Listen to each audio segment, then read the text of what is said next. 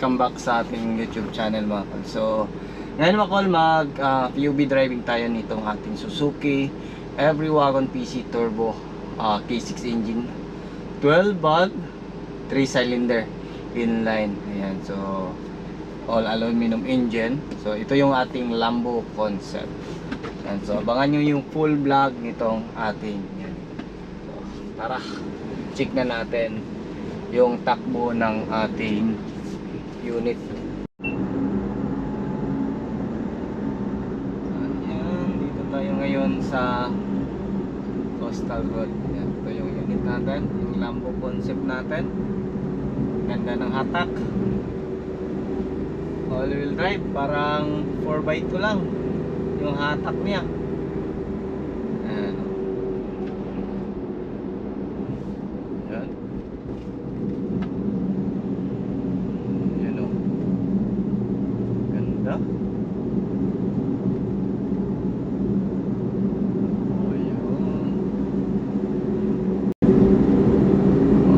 Power. So, itong unit na to mga kol is going Luzon. Ayan, ship natin to. Ayan, ship natin to Luzon. Ganda ng auto ko. Kanyang takbuhan. Chill lang, walang kalampag. Yung kanyang manibela, yung power steering. Ayan, goods na goods. Ayan, so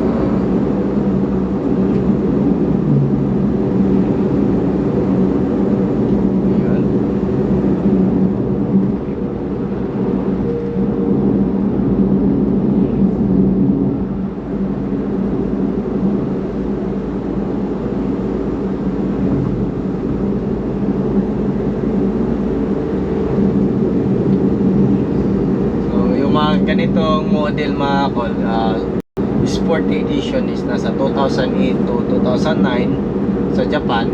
Yung mga first na mga naka 3 layer headlights. So yan po yung 2008, 2009. Then pagdating sa 2010 hanggang 2014, yan na po yung mga Smiley Edition. Pero wala po silang pinagkaiba sa size. Pareho lang yung low rope at saka high rope. Yung low rope ng Sport Edition pareho lang, at saka yung low rope ng ating Smiley Edition. Pagdating naman sa bumper, ayan, so kahit ipagpalit mo yung dalawang bumper from Sporty to Smiley, Smiley to Sporty, kasyang kasya lang po mga kol. Ang nagkaiba lang nila is pagdating ni Smiley is in-upgrade na po yung mga sensor. So yung mga dating 4 wires lang po na oxygen sensor, pagdating ni Smiley is ginawang 5 wires. Then yung dating Sporty Edition na walang crankshaft sensor, pagdating ni Smiley is meron na siyang crankshaft sensor. O yan yung tinatawag sa iba sa mga every van na double sensor. So yan yung ano nila, meron na siyang crankshaft sensor. Kasi dati is yung meron lang is yung ating camshaft sensor. So pagdating ni Smiley na mga unit is nilagyan na ng crankshaft sensor. Yan, ano, ganda ng takbo. Ayan, so chill. Yan, ganda ng kulay. Yung kulay ng ating unit is mustard yellow. So ito yung inspire po ito sa unit ni Mior TV. So yung mustard yellow ni Mior TV.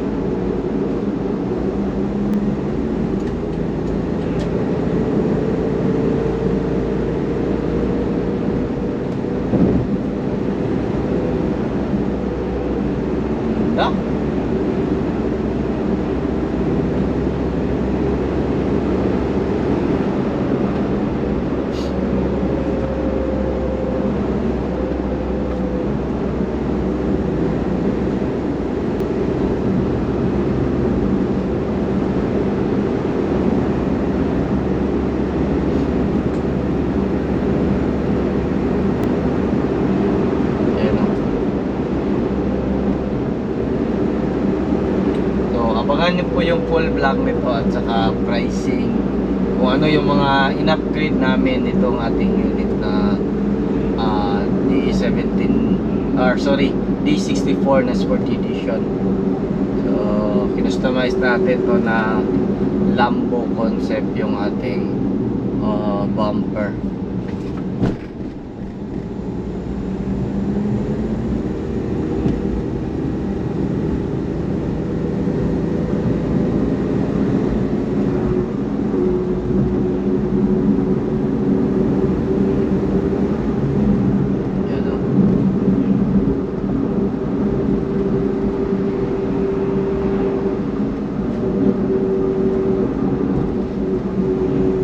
Yung mga yung conversion natin mga kol is gamit natin is big baki or secondary gearbox. So hindi na natin ginalaw yung pangilalim ng ating unit. So nagdagdag lang na tayo ng dalawang secondary gearbox para mailipat natin from right hand drive to left hand drive yung ating sasakyan. So makita nyo, itong dashboard na to is converted din.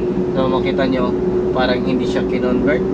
Yan, so walang batak na conversion. So yung ating mga signal light at saka yung ating park light is dito pa rin sa right hand. Then yung ating wiper is dito sa left hand. So opposite po siya sa mga commercial na unit na dito pre-produce sa Pilipinas.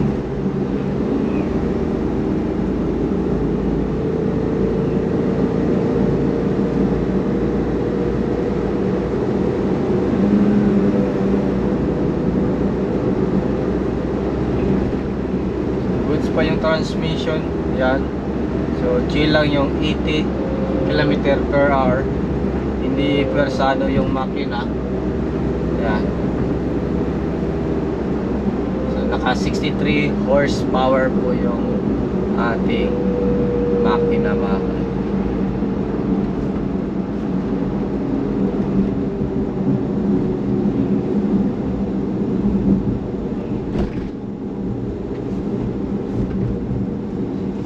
Tayo mag U-turn sa round ball, then balik tayo kung saan tayo mag full vlog nitong ating unit. Then meron pa tayong dalawang unit na ipa-vlog, balik tatlong unit po ito. Yan.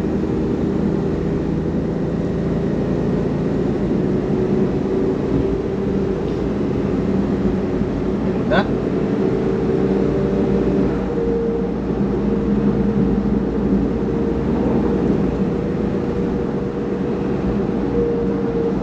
Aircon, malamig. Ano, lamig ng aircon. So hindi siya nagbabago. Kahit mga akyatan mga kol kami, mostly pag mag-drive kami ng mga ganitong sasakyan, dyan na namin papatayin yung aircon kung sa tingin namin medyo ano na, yung hirap na talaga yung makina. Pero mostly mga akyatan dito sa Mindanao kayang-kaya naman kahit naka-aircon. So hindi na namin pinapatay. Pwera lang kung sa gabi minsan sobrang lamig ng aircon, pinapatay na namin.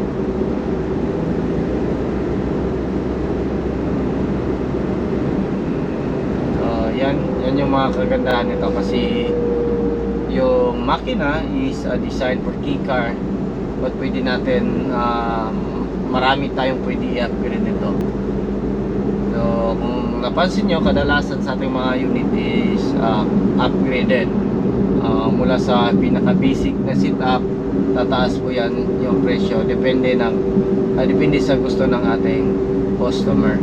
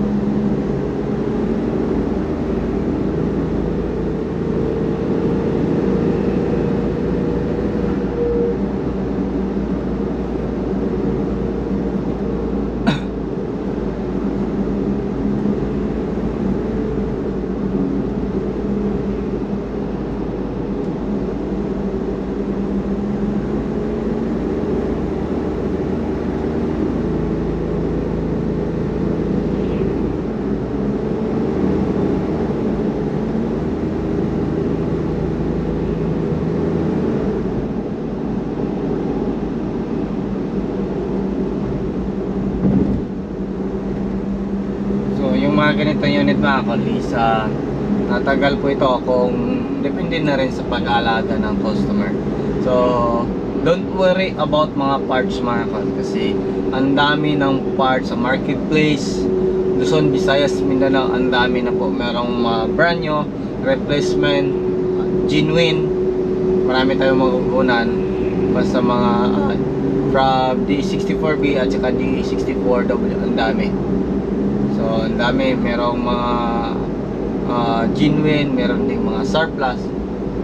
So yung mga client natin na hindi na under warranty, hanggang ngayon ina-assist pa rin natin kung ano yung kailangan nila na parts para hindi magtenga yung unit nila. Mostly naman sa Luzon mga kol, ang daming makukuha. Nandyan si Sir Ian Treasurer, si Sir Danny from Batangas. Ayan. Sa Blooming Trade din meron. Sa daming seller. So check nyo lang sa marketplace, ang daming makukunan. Actually dito sa Davao, mostly yung mga parts namin is kinukuha pa namin Luzon. Marami ding parts sa Lazada at saka Shopee mga kol. Research nyo lang kung ano yung kailangan nyo na parts, nandun na po yan.